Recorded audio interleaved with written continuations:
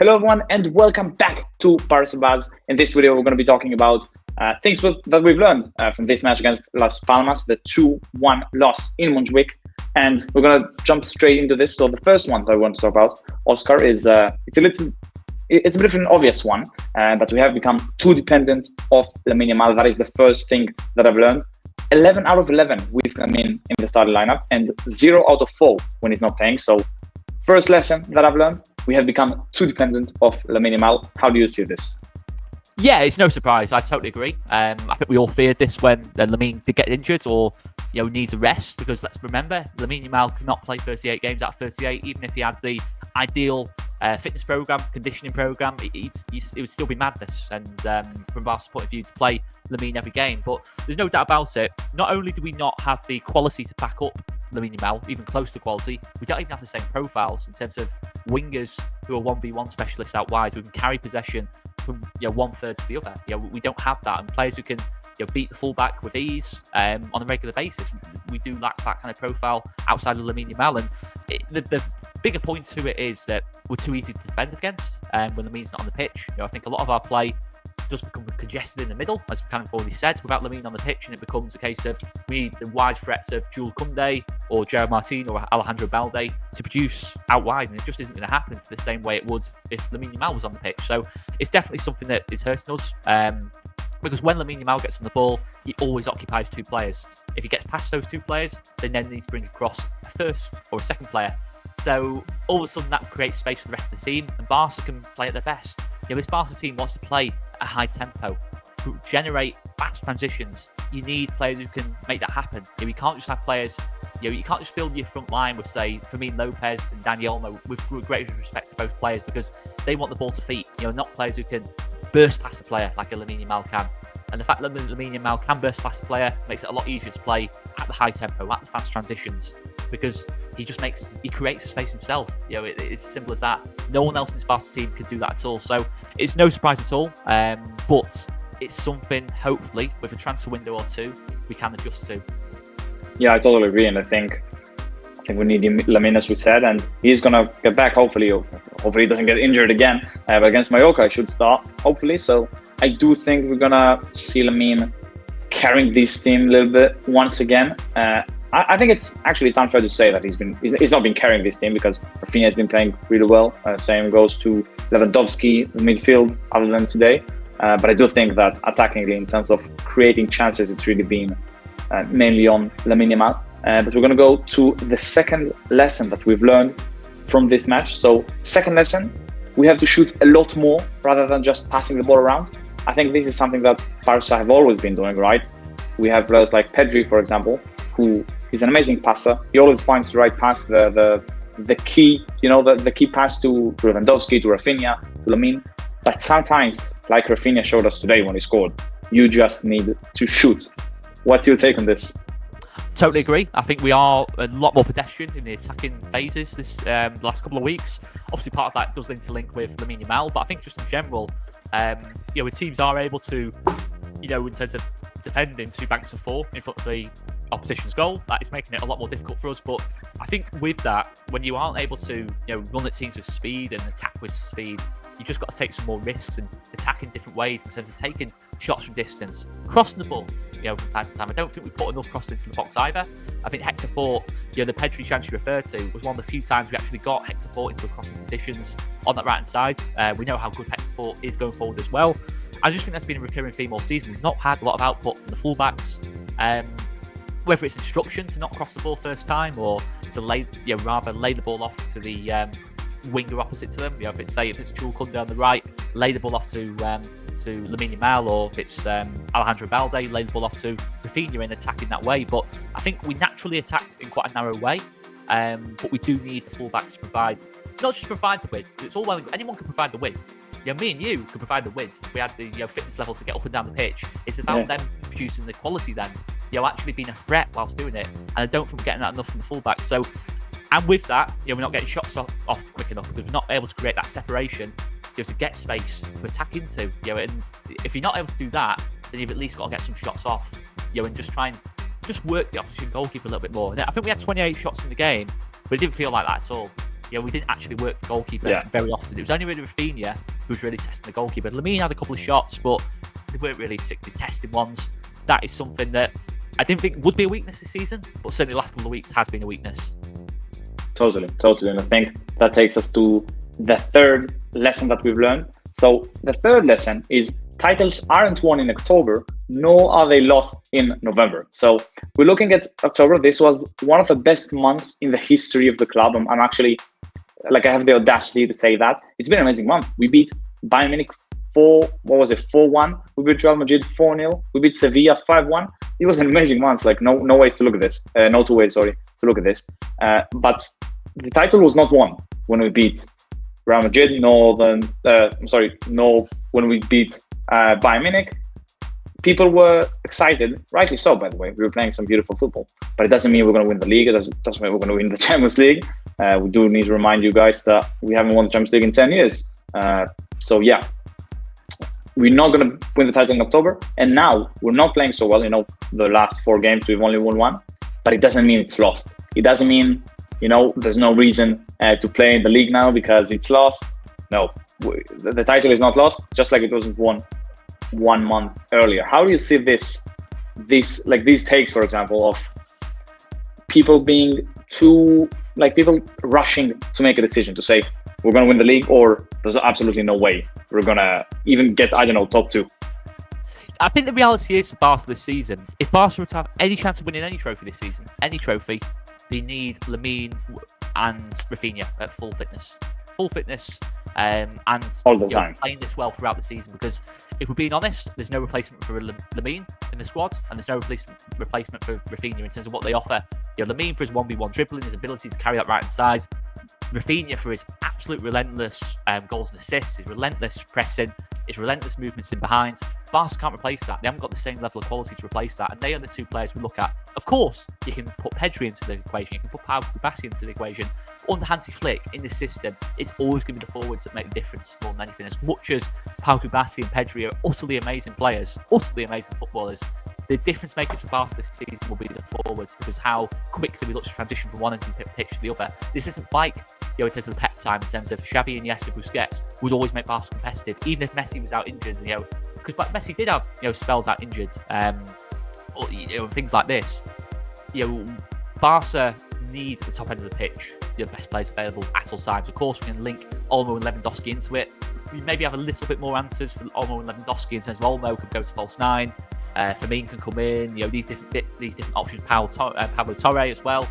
But ultimately, those 2 are the ones where I look at and say Lamine Yamal, Rafinha. If a big injury happens to either of them 2 or a big drop off in form, forget it. Honestly, forget the title this season. But I'm not being totally negative when I say that, because we also have to remember another thing here. This is the first season of the project. In terms of, if we got into August and we said that it would be 4 points clear of Real Madrid, albeit having played 2 games more, I think most Barca fans probably would have took that, certainly in the context of how we're playing. I think these points have been lost in the period we've had Lamine Yamal out of the team. This hasn't been lost when we've had Lamine Yamal in the team. I'd be much more worried if that was the case, where we had all the components available to win football matches. We haven't. And I don't think this Barca team will be able to cope without Lamine Yamal and Rafinha until we have that big sort of January or summer, whenever it is, transfer window. When we do bring in a Leao, we do bring in lovely option. I think it's the case with any team as well. If you look at Liverpool, if Liverpool had Mo Salah missing for a period of games, they'd suffer. I think any team would suffer. But I think Barca more than anyone, because if Mo Salah was missing, they've still got Cody Gakpo. They've still got Luis Diaz. In terms of, if Vinicius Junior is missing, you've still got Mbappe. You've still got Bellingham. I think Mbappe at some point will come good as well. But fundamentally, Barca, I wouldn't say they've overachieved at this moment in time, because if you actually look at the points now, we're actually pretty much the same as last season. If you go from points, we are. Which is very depressing. Ironic. It's very, very depressing that we've done all this work and we're still actually no further on. But the reality is, we're not that bad now, and we weren't that good back in October. I think it's probably where the Barca team is. I think we will have highs and lows. But if Barca start dropping points with Lamine Yamal and Rafinha both in the same team, in the favourite positions, that's when I'd be much more worried. Right now, I just look at it and say, as soon as Yamal, Olmo, Rafinha and Lewandowski, as soon as we get our front 4 back together, no matter what the rest of the team's looking like, Barca will be very competitive again. Can they win trophies? It depends on what I just said. It is total Lamine Yamal and Rafinha over-dependence. And that's not a bad reflection on Hansi Flick as well, by the way. I just think it's the way Hansi Flick sets up his team. I don't suddenly think Hansi Flick's become a bad manager overnight. I still think he's one of the top managers in the world. I still thoroughly believe that. But I think what he's facing right now is similar to what Pep's facing at City, similar to what other coaches have faced when they've missed such crucial parts of the system. It's just the only difference for us is at the top end of the pitch. For Pep, it's always been in midfield. You know, we've had whenever Iniesta was out injured, Barca suffered a lot more than when Messi was out injured because just naturally the way the team played. So those two players, that's where the title will be won or lost for me this season. Totally. And you mentioned the importance of Rafinha's fitness in this squad, and that takes us to the fourth lesson of this match, and that is Rafinha has become a player that we can trust. He has, like, obviously you don't know what's going to happen tomorrow, right? I mean, I'm saying not actually tomorrow Sunday, but you know, for example, next match, maybe he's not gonna perform. Maybe he's gonna get into this bad streak of games. But from what we have seen this season, Rafinha has become this player that maybe he's not gonna be the greatest throughout the 90 minutes, but he is gonna create some chances. He's almost every single game this season, he's scored or got an assist. So he's almost like always gonna get that at least one goal contribution. How do you see? Like, obviously, we've talked about the importance of him being like having full fitness, but how do you see his change in this team? Because I don't know about you, but for me, Rafinha was this type of player where he would get the ball and that would go, please pass it, please do not do anything with the ball. How do you see Rafinha of this season in comparison to the other two seasons? And you also, as a Leeds fan, being able to see him for, I don't know, like 4 or 5 consecutive seasons now?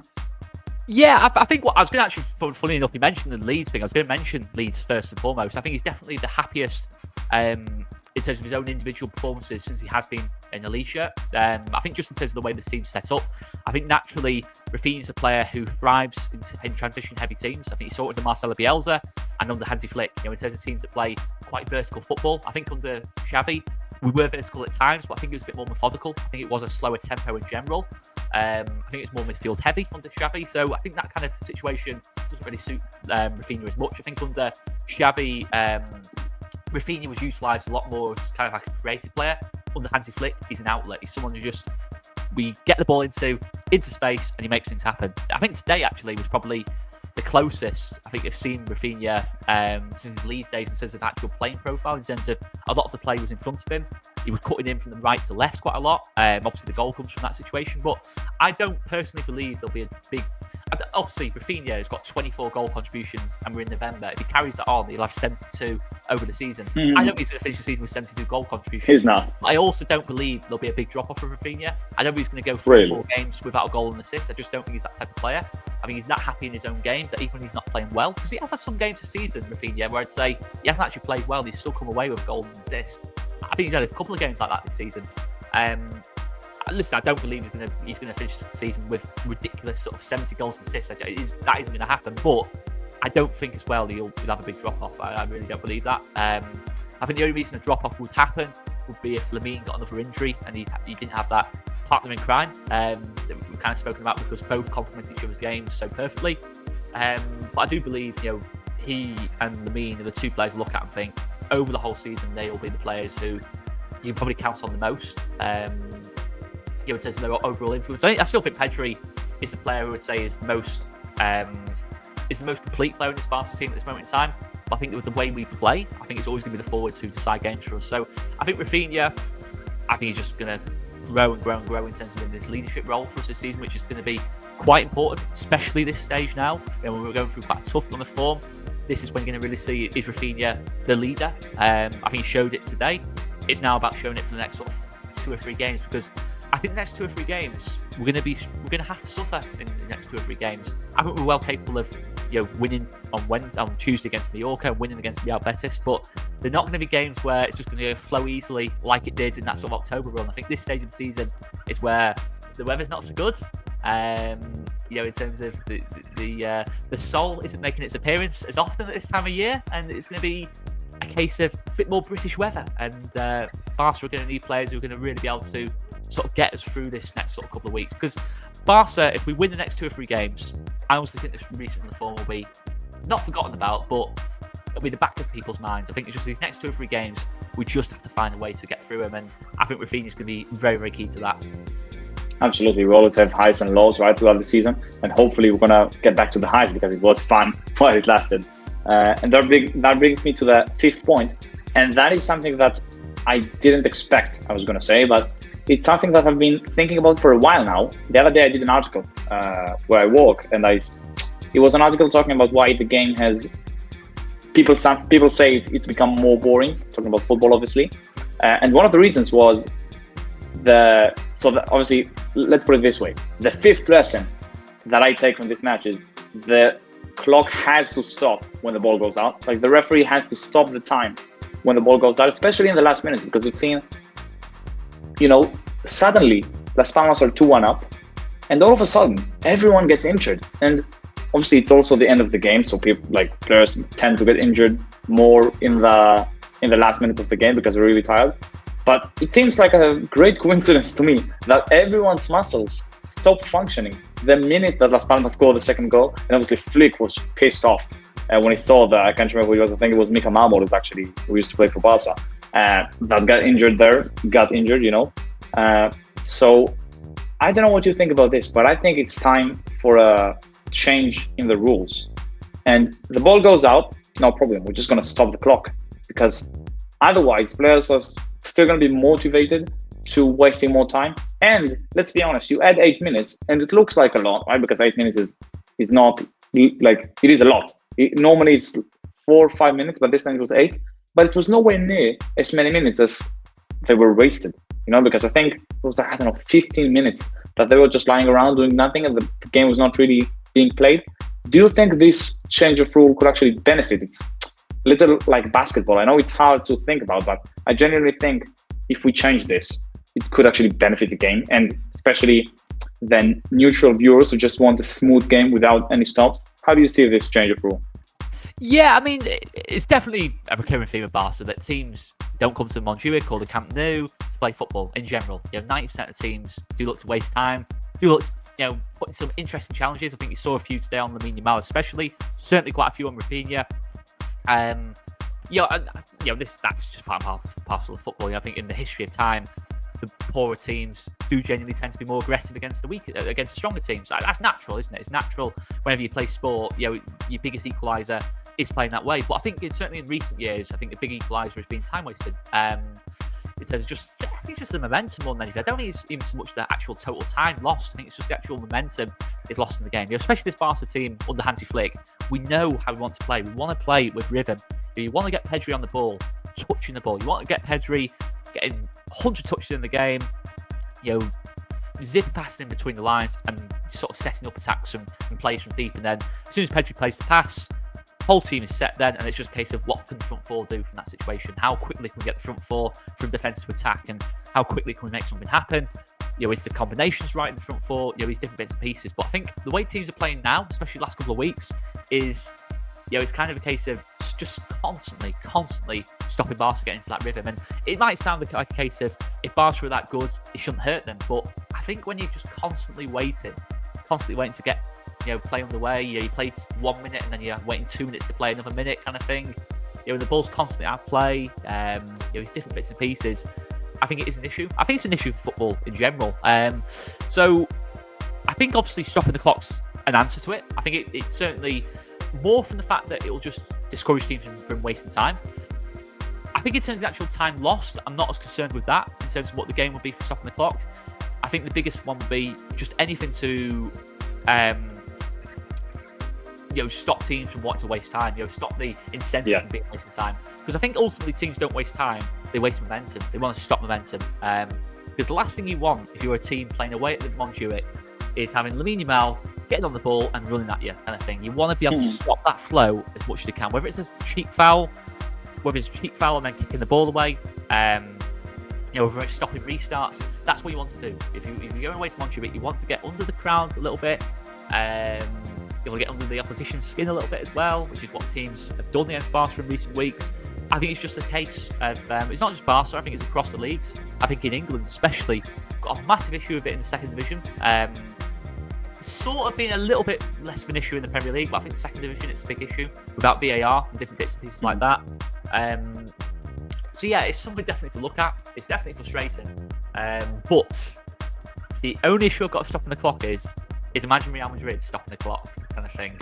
The amount of goals that are going to happen between the 85th and 90th minute if they actually recoup all the time they lose that's wasted against them, that would be a bit of a concern. It says the Real Madrid tax kind of coming through, but no, you can't just say no just for that reason.